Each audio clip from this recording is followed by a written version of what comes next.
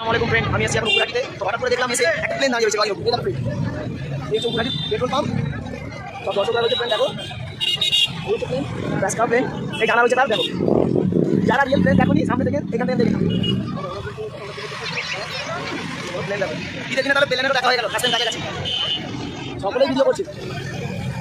একদম পেট্রোল পাম্পের দেখুন বিশাল সাইজ।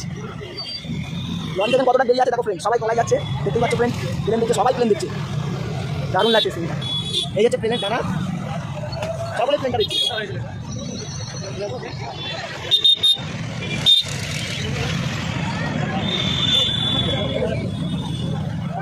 সকলেই দেখছে ফ্রেন্ড, দেখো প্লেনটা, প্লেন কেউ বাদ দিচ্ছে না, সকলেই দেখছে।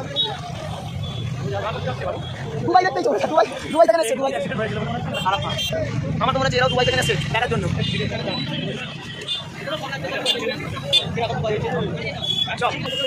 সবাই দুবাই থেকে দুবাই থেকে এসছে, দেখো ফ্রেন্ড, গানায় গানায় দর্শক, গানায় গানায় দর্শক, গানায় গানায় দর্শক। তো ফ্রেন্ড আমার দেখা হয়ে গেল কমপ্লিট। এবারে যাবো নারকোলে মোগল।